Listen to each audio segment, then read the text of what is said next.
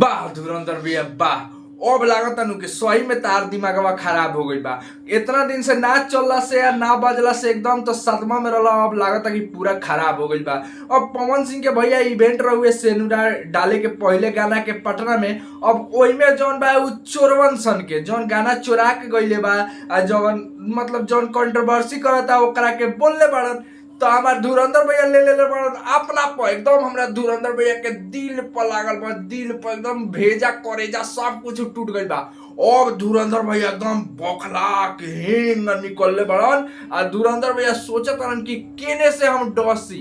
हम तो कहत रही कहीं लाइव हो बा के और पूरा लपेटी हन, लेकिन ना ओकरो से बड़का चीज करे जा रहा हमार धुरंधर भैया। पता बा का?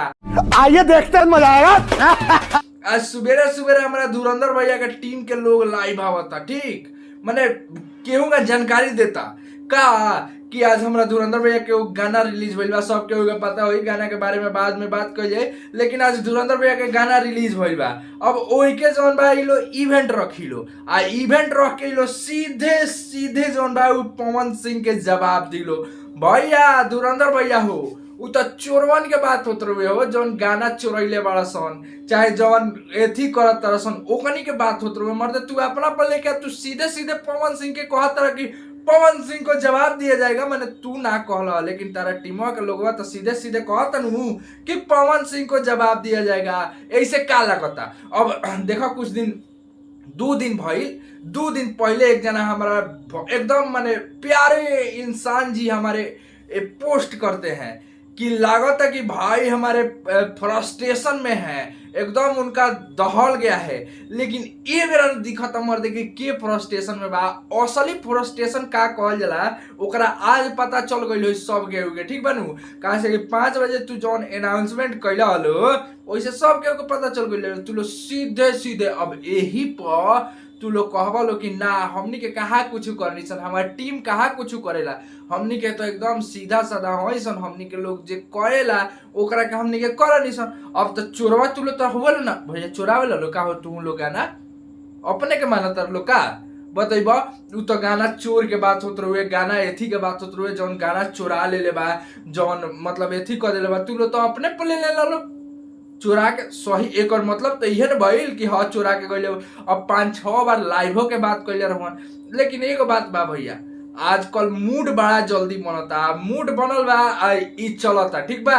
अब विवाद तू लोग आज निश्चित करैबा लोग काहे से कि जेना तू लोग ऐलान हो गइल बा न भैया निश्चित विवाद होई। आ यही का भोजपुरी आगे बढ़ी आ यही का हमनी के बाप रे हमनी के भोजपुरी तो बोल दे साउथ के एकदम हेड टू हेड टक्कर दी। बॉलीवुड के तो साउथ के टक्कर दे दी तो बॉलीवुड के तो हमनी के पिछाड़ दियो जाई मर्दे।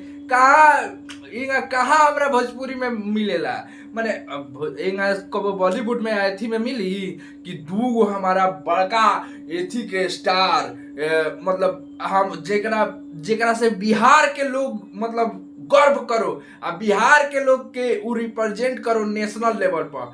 उ हमार 2 स्टार अपना में एथी खानी लोड़ी तो हमनी के बिहार तो एकदम माने बिहार के जौन भोजपुरी इंडस्ट्री बनू उन्नति करी। हमार भाषा अरे बाप रे हमार धुरंधर भैया कहलन कि भाषा बढ़ेगा।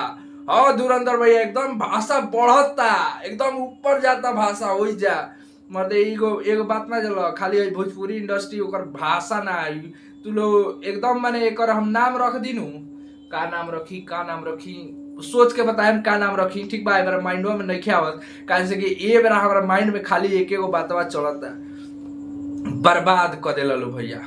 अब बतावा धुरंधर भैया हमार आज तू लाइव होइबो ठीक बा इवेंट करब इवेंट में तू सीधे सीधे जेंगा उ कौन करब ओकरा बाद उहो चुप ना रहियन यही चलत रही। तू तो मर्दे कहेला कि गार्जियन सामान हवन हई हवन तो कम से कम यो तो तारा सोचे के चाहिए नू।